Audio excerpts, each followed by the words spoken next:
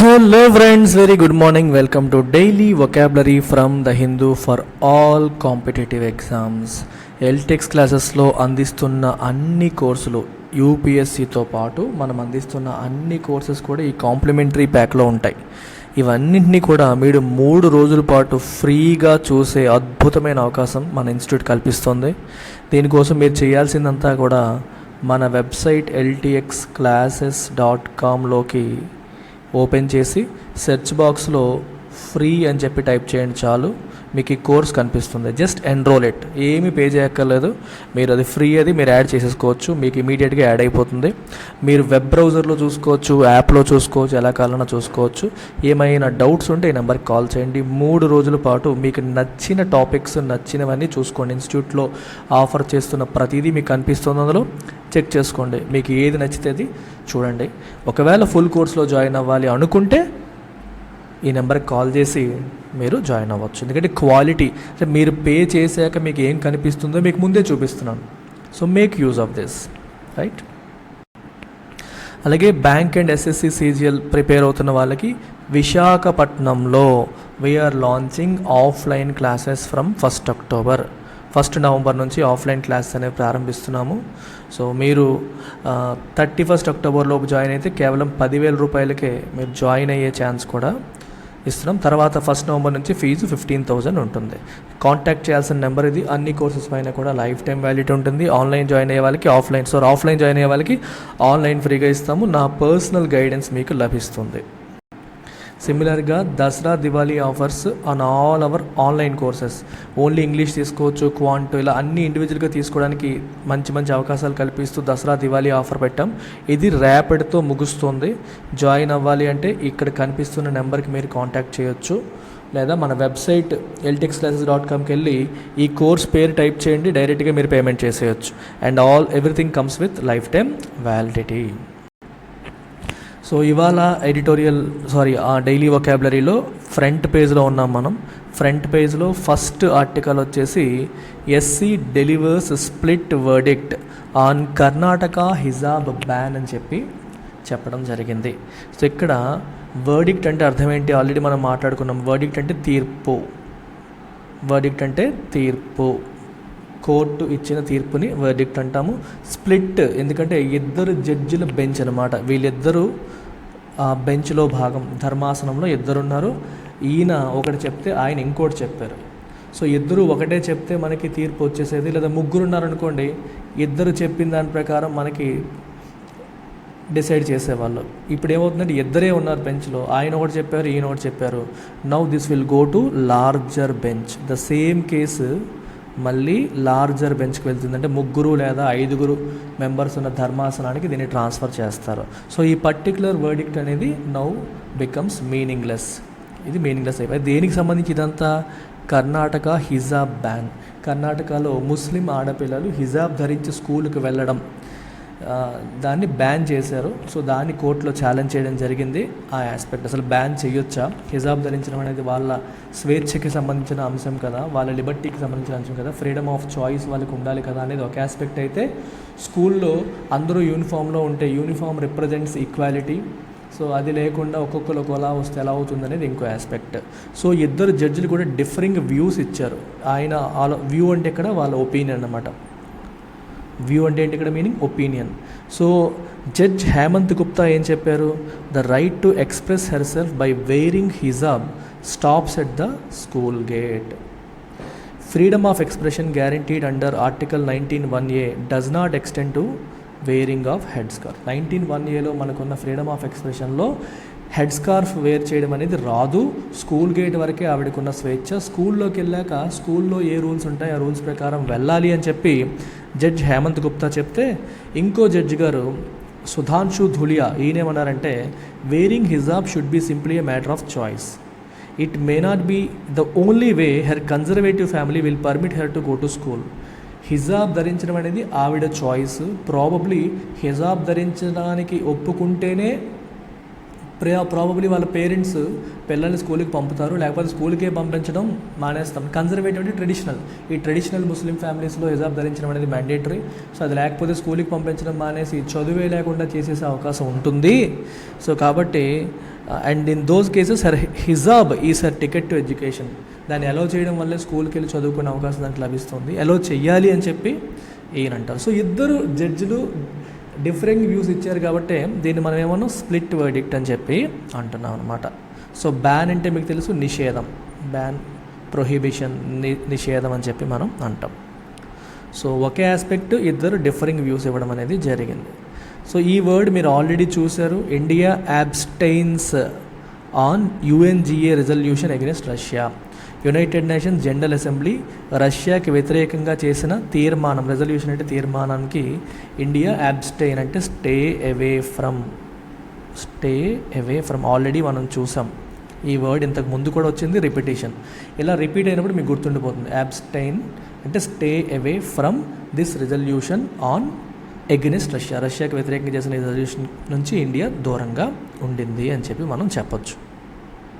ఇది చూడండి, ISRO's own next gen launch vehicle may assume PSLV's role. So ఈ word మీకు ఎందుకు తీసుకున్నానంటే, ఎజ్యూమ్ అంటే మనందరికీ సార్ మాకు ఎజ్యూమ్ తెలుసు కదా సార్, ఎజ్యూమ్ చేసుకుంటాం కదా, ఆ మీనింగ్ కాదు. ఎజ్యూమ్ అంటే ఇక్కడ మీనింగ్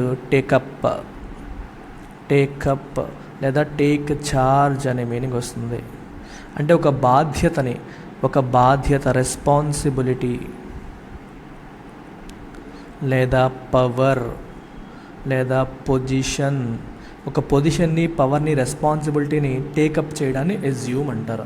అంటే పిఎస్ఎల్వి ఇప్పటి వరకు పోలార్ శాటిలైట్ లాంచ్ వెహికల్ ఇప్పటి వరకు ఏ రోల్ అయితే ప్లే చేస్తుందో ఆ రోల్ని ఇస్రో క్రియేట్ చేస్తున్న own next generation launch vehicle take up చెయ్యవచ్చు.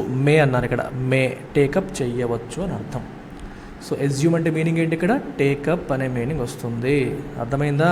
ఎజ్యూమ్ అంటే ఎజ్యూమ్ చేసుకోవడం అని మనకి తెలిసిన మీనింగ్ కాదు, అందుకే చెప్పాను. ఇట్లాంటివి చాలా చాలా చాలా చాలా చాలా చాలా ఇంపార్టెంట్.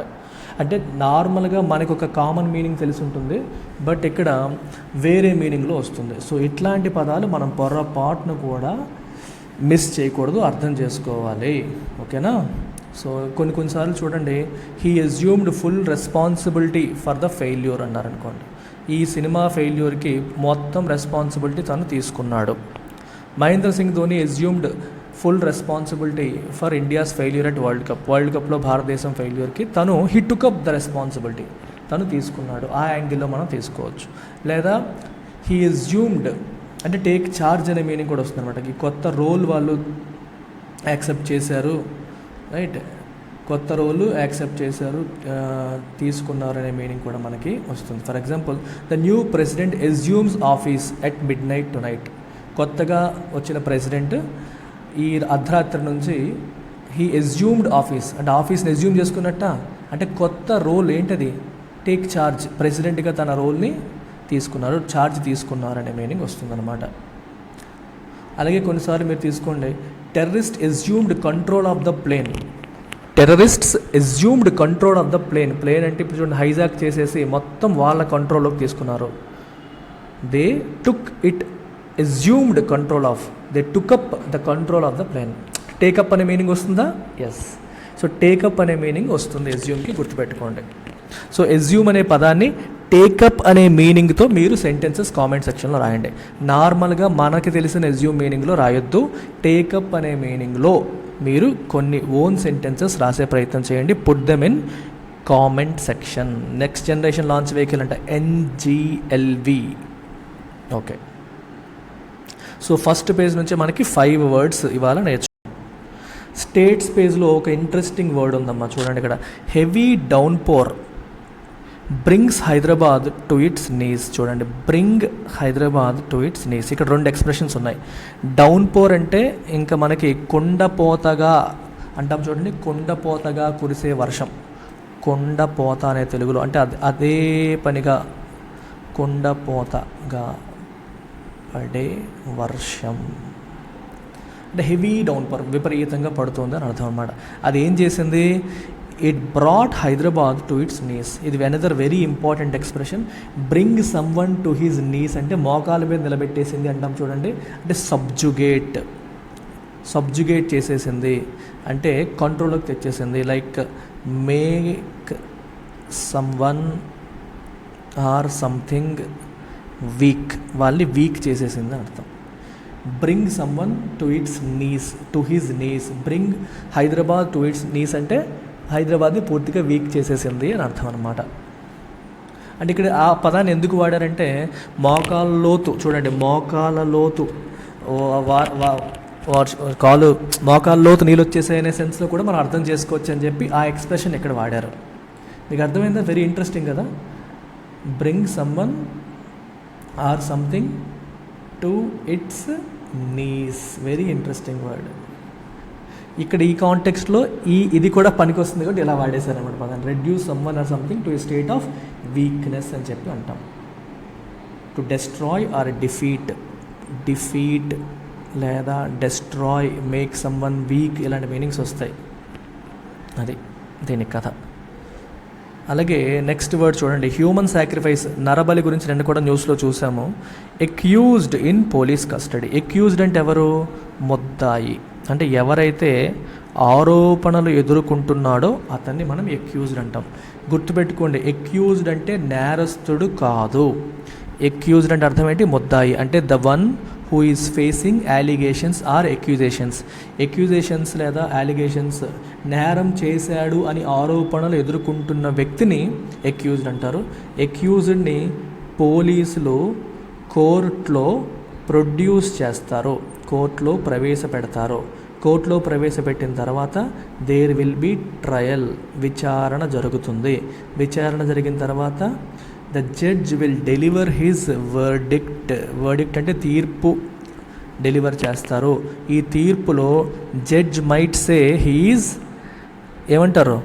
హీఈస్ గిల్టీ అంటే తప్పు చేశాడు అని చెప్పొచ్చు, లేదా హీఈస్ ఇన్నోసెంట్ అతను తప్పు చెయ్యలేదు అని కూడా చెప్పొచ్చు. ఒకవేళ జడ్జ్ ఇన్నోసెంట్ అని చెప్తే that means he has been exonerated అంటాం. అంటే ఈ శిక్ష నుంచి, ఈ ఆరోపణల నుంచి బయటపడ్డాడు. హీ వాజ్ ఎక్స్కల్పేటెడ్ అని కూడా అనొచ్చు. ఎక్స్కల్పేటెడ్ లేదా ఎగ్జోనరేటెడ్ అని అనొచ్చు అనమాట. అంటే ఎటువంటి తప్పు లేదని బయటపడ్డాడు అని చెప్పి. ఒకవేళ తను గిల్టీ అని డిసైడ్ అయ్యారనుకోండి, that means he has become a convict అంటే మీనింగ్ నేరస్తుడు. కన్విక్ట్ అంటే నేరస్తుడు. అంటే జడ్జి గారు డిక్లేర్ చేస్తే అప్పుడు నేరస్తుడు అవుతాడు. పోలీసులు అరెస్ట్ చేసినంత మాత్రాన నేరస్తుడు కాదు. పోలీసులు అరెస్ట్ చేస్తే ముద్దాయి, జడ్జి గారు డిక్లేర్ చేసి తప్పు చేశాడని డిక్లేర్ చేస్తే అప్పుడు కన్విక్ట్ అవుతాడు. సో కన్విక్ట్ అయిన తర్వాత జడ్జి గారు అతనికి ఏమిస్తారు? శిక్ష, సెంటెన్స్. అతనికి సెంటెన్స్ విధిస్తారు. సెంటెన్స్ అనేది 3 సంవత్సరాలు, 4 సంవత్సరాలు, 6 నెలల్లో, వాట్ ఎవర్ ఇట్ ఈస్. అలా శిక్ష విధించడాన్ని మనం సెంటెన్సింగ్ అంటాం అనమాట. చూసారా ఎన్ని పదాలు వచ్చాయో ఒకదానికొకటి సింక్ అవుతూ. ఇవన్నీ మీకు నెంబరింగ్ వెయిట్లా 7 కిందే కౌంట్ చేస్తున్నాను. ఇవన్నీ మీకు ఎక్స్ట్రా యాడ్ ఆన్స్ అనమాట, మీకు పండగ చేసుకోండి అన్నట్టు. అలాగే చూడండి, Sonia Gandhi betrayed Bellary says Karnataka CM. Karnataka CM ఏమంటున్నారంటే సోనియా గాంధీ బళ్ళారికి నమ్మక ద్రోహం చేశారు. అంటే బళ్ళారి నుంచి ఆవిడ ఎంపీగా గెలుపొందారు, కానీ బళ్ళారికి చేసింది ఏమీ లేదు. ఓకే, బళ్ళారికి చేసింది ఏమీ లేదు, బీట్రే చేశారు, నమ్మక ద్రోహం చేసేసారు అని చెప్పడం. అంటే లాయల్గా లేదు అని అర్థం. She was not loyal to Bellary. ఏదైతే ప్రామిస్ చేశారో అది చెయ్యలేదు అని మీనింగ్ అనమాట. వాళ్ళు పెట్టుకున్న నమ్మకాన్ని వమ్ము చేశారు అనే మీనింగ్ ఇక్కడ వస్తుంది. ఎడిటోరియల్ పేజ్లోకి మనం వస్తే ఇక్కడ మళ్ళీ ఒక మంచి వర్డ్ చూడండి, డెమోక్రటైజేషన్ ఆఫ్ ఇండియా. చాలా ఇంట్రెస్టింగ్, నా ఫేవరెట్ వర్డ్ అమ్మ ఇది. చాలా ఇంట్రెస్టింగ్ వర్డ్, జాగ్రత్తగా వినాలి మీరు. డెమోక్రటైజేషన్ అంటే అర్థం ఏంటి? మామూలుగా మనకి డెమోక్రసీ అంటే ప్రజాస్వామ్యం. మరి డెమోక్రటైజేషన్ అంటే అర్థం ఏంటి? ప్రజాస్వామ్య ప్రభుత్వాలు ఏర్పాటు చేయడం. అంటే ఒకప్పుడు కమ్యూనిజంలో ఉన్న దేశంలో అక్కడ డెమోక్రసీ తీసుకొచ్చాం అనుకోండి, దాన్ని డెమోక్రటైజేషన్ అంటాం. ఎస్, ఆ మీనింగ్ కరెక్టే, నేను తప్పు అనట్లేదు. కానీ ఈ కాంటెక్స్లో మీనింగ్ ఫిట్ కాదు. ఇక్కడ ఈ కాంటెక్స్లో మీనింగ్ ఫిట్ కాదు. ఇక్కడ డెమోక్రటైజేషన్ అంటే మీనింగ్ ఏంటంటే making something accessible to all. అందరికీ యాక్సెసిబుల్గా చేయడాన్ని డెమోక్రటైజేషన్ అంటారు. For example, if you say democratisation of information. Democratisation of information అంటే అర్థం ఏంటి? ఇన్ఫర్మేషన్ అందరికీ అందుబాటులో ఉండేలాగా చేయడం. For example, you can say technology has made democratisation of information possible. Information ఈరోజు అందరి చేతుల్లోకి వెళ్ళడానికి టెక్నాలజీ ఉపయోగపడింది. అంటే స్మార్ట్ ఫోన్స్లోను వాటిల్లోనూ అన్నిట్లోనూ న్యూస్ వస్తుంది. అన్నిటిని వాట్సాప్ ద్వారా, ఫేస్బుక్ ద్వారా, రకరకాల సోషల్ మీడియా ద్వారా మనం ఈరోజు ఇన్ఫర్మేషన్ ఇమీడియట్గా ప్రపంచంలో ఎక్కడ ఏం జరుగుతున్నా క్షణాల్లో తెలిసిపోయే పరిస్థితులు వస్తున్నాయి. సో దాన్ని డెమోక్రటైజేషన్ ఆఫ్ ఇన్ఫర్మేషన్ అంటాం. డెమోక్రటైజేషన్ ఆఫ్ బెనిఫిట్స్ అన్నారనుకోండి, ప్రభుత్వం నుంచి మనకు అందాల్సిన బెనిఫిట్స్ అనేవి అందరికీ అందడం, that is democratisation. Democratisation of banking అన్నారనుకోండి, బ్యాంకింగ్ సర్వీసెస్ మొత్తం అందరికీ అందడం, రూరల్ ఏరియాస్, అర్బన్ ఏరియాస్తో సంబంధం లేకుండా ప్రతి ఒక్కరికి అందడం. So if it is accessible to everyone, then it is democratisation. ఇక్కడ ఎందుకు వాడుతున్నారు? Social justice politics. సామాజిక న్యాయం అనేది అందరికీ అందాలి. ప్రతి ఒక్క category of people in India should get the benefits of the country, అంటే benefits of being a citizen of this country. Especially వెనకబడిన వాళ్ళు ముందుకు వెళ్ళాలి, వాళ్ళకి జస్టిస్ జరగాలి. ఈ సోషల్ జస్టిస్ అనేది, సామాజిక న్యాయం అంటే వెనకబడిన వర్గాలకి న్యాయం జరగడం అనేది అందరికీ జరిగేలా చేయడంలో మండల్ కమిషన్ ఒక ఇంపార్టెంట్ రోల్ ప్లే చేసిందని చెప్తారు. మండల్ కమిషన్ రిపోర్ట్ బట్టే మనకి ఓబీసీ రిజర్వేషన్ అనేది ఇవ్వడం జరిగింది. OBC reservations mandal commission report బట్టే మనకు వచ్చాయి. అంతవరకు మనకి ఎస్సీస్ ఎస్టీస్కి మాత్రమే రిజర్వేషన్స్ ఉండేవి, ఓబీసీస్కి లేవు. వీళ్ళు ఈ కమిషన్ రిపోర్ట్ తర్వాతే మనకి వచ్చిందనమాట. సో ఇది మీరు యూపీఎస్సీ పాయింట్ ఆఫ్ వ్యూలో డీటెయిల్గా చదవాలి. బట్ రెగ్యులర్ ఎగ్జామ్స్ ప్రిపేర్ అయ్యే వాళ్ళకి ఆ వొకాబులరీ, డెమోక్రటైజేషన్ అంటే సోషల్ జస్టిస్ అందరికీ అందింది. దీనివల్ల అందరికీ కూడా రిజర్వేషన్ ఫలితాలు అందేవి. Reservation was made accessible to everyone who deserved it అన్నట్టుగా చెప్పొచ్చు అనమాట. అలాగే ఇంకొక ఇంట్రెస్టింగ్ వర్డ్ ఇక్కడే మీకు చెప్తాను. డెమోక్రాటిక్ అనే పదాన్ని కూడా మనం అర్థం చేసుకుందాం.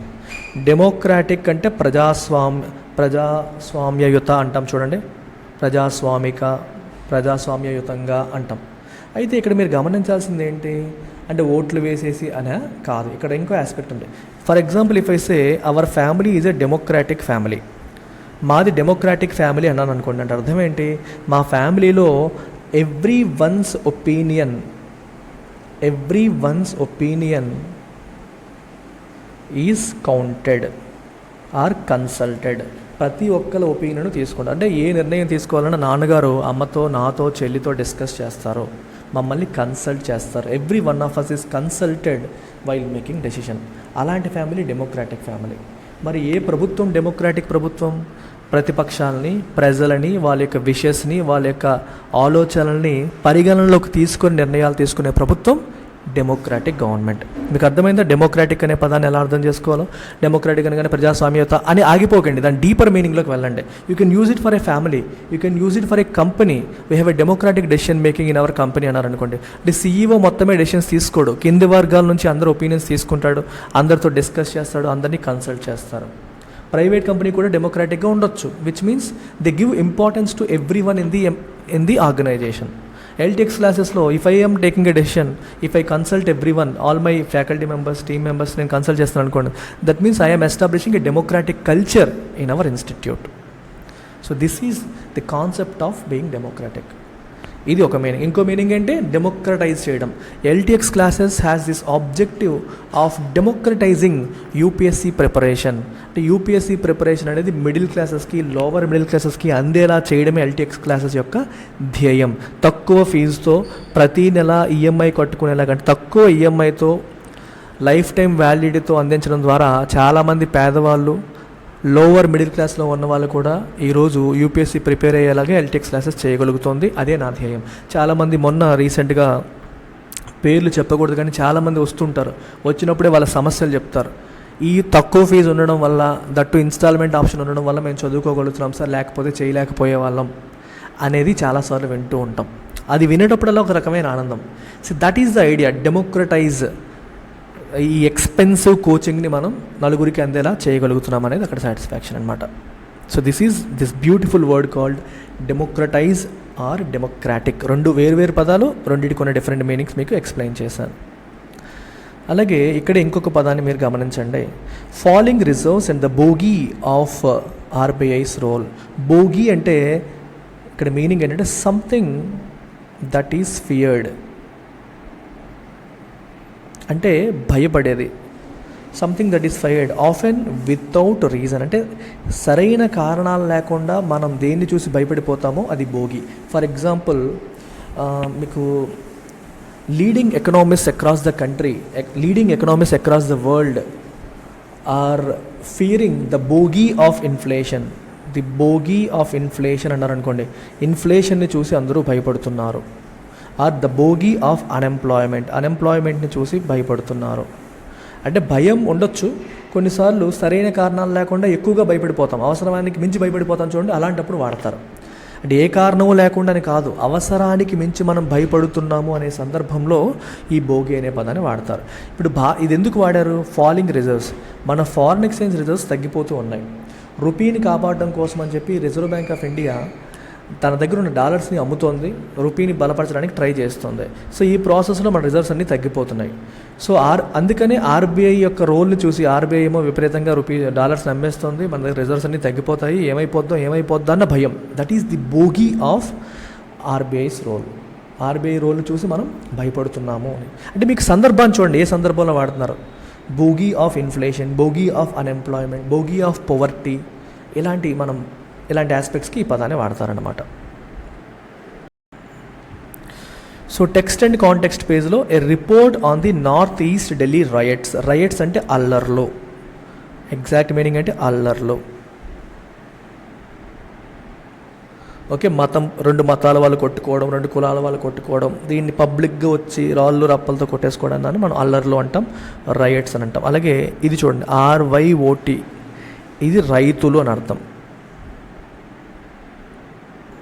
RY పెడితే రైతులు, RIOT ఏమో అల్లర్లు. రెండింటికి డిఫరెన్స్ ఉంది, కలిపేసుకోకండి. సో ఇక్కడ మీరు దీంట్లో చూస్తే ఇది వరల్డ్ పేజ్, ఇది ఇంటర్నేషనల్ దీంట్లో ఒక చిన్న పదం మీకు తెలిసిందే, ఇది US vows to defend every inch of NATO. Every inch of NATO. ఓ అంటే మీనింగ్ ఏంటి? ప్రతినబూనం, ప్లెడ్జ్, ప్రతినబూను అని అంటాం. నేటో దేశాల యొక్క ప్రతి ఇంచుని మేము కాపాడుకుంటాము, మేము వదిలేసే సమస్య లేదు, ఎవరు లాక్కోవడానికి మేము అవకాశం ఇవ్వమని చెప్పి US చెప్తోంది. అలాగనమాట. సో బిజినెస్ పేజ్లో ఒక్క పదం మీకు చూపిస్తాను. Food prices staying sticky May keep inflation at about 7% in Q3. ఇక్కడ స్టిక్కీ అనే పదం వచ్చింది, చాలా ఇంట్రెస్టింగ్ వర్డ్ ఇది. స్టిక్కీ అనే పదానికి మల్టిపుల్ మీనింగ్స్ ఉన్నాయి. ఇక్కడ ఏంటంటే స్టిక్కీగా ఉంది అంటే అతుక్కుని ఉంది, అంటే ఫుడ్ ప్రైసెస్ ఇప్పుడు ఎలా ఉన్నాయి? ఎక్కువ ఉన్నాయి, ఎక్కువ ఉన్నవి ఎక్కువే ఉండబోతున్నాయి, తగ్గిపోవు, ఇప్పుడప్పుడే తగ్గిపోవు, ఎక్కువే ఉండబోతున్నాయి. సో కాబట్టి ఇన్ఫ్లేషన్ Q3లో కూడా 7% వరకు ఉండొచ్చు. ప్రజెంట్ ఎక్కువ ఉన్నాయి, Q3లో కూడా ఎక్కువే ఉండొచ్చు. స్టిక్కీగా అంటే అతుక్కొని తగ్గిపోకుండా ఎక్కువే ఉండొచ్చు అనే మీనింగ్ ఒకటి. ఇక్కడ ఇంకో మీనింగ్ కూడా ఉంది. స్టిక్కీనెస్ అనే పదాన్ని వాడతారు, కామర్స్లో ఎక్కువగా ఈ పదాన్ని వాడతారు. సో కామర్స్ వెబ్సైట్స్ తీసుకోండి, లేకపోతే యాప్స్ తీసుకోండి, వాళ్ళ యొక్క ఆబ్జెక్టివ్ ఏంటి? They want to improve customer stickiness. అంటే అర్థం ఏంటి? వాళ్ళ వెబ్సైట్ పైన, వాళ్ళ యాప్ పైన కస్టమర్స్ ఎక్కువ టైం స్పెండ్ చేయాలి అని. కస్టమర్ ఎప్పుడైతే ఎక్కువ టైం స్పెండ్ చేస్తారో ఏదో రోజు వాళ్ళ యొక్క ప్రోడక్ట్ని కొనే అవకాశం అనేది ఉంటుంది.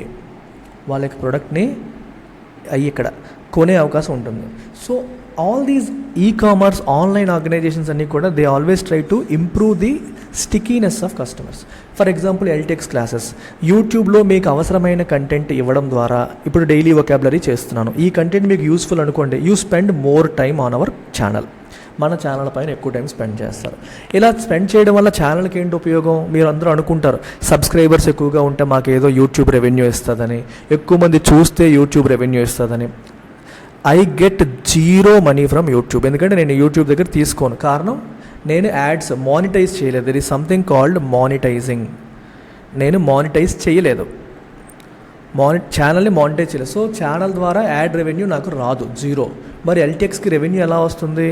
Only when you join our courses. మీరు ఎందుకు జాయిన్ అవుతారు? మీకు అవసరమైన కంటెంట్ నేను ఇస్తే మీరు ఛానల్ పైన టైం స్పెండ్ చేస్తారు. చేయగా అరే సురేష్ సార్ దగ్గర నేర్చుకుంటే నేను పికప్ అవుతాను, ఎల్టీఎక్స్ క్లాసెస్లో అయితే మాకు అర్థమయ్యేలా చెప్తారు అని మీకు అనిపిస్తుంది ఏదో రోజు, ఆ రోజు మీరు పే చేసి జాయిన్ అవుతారు.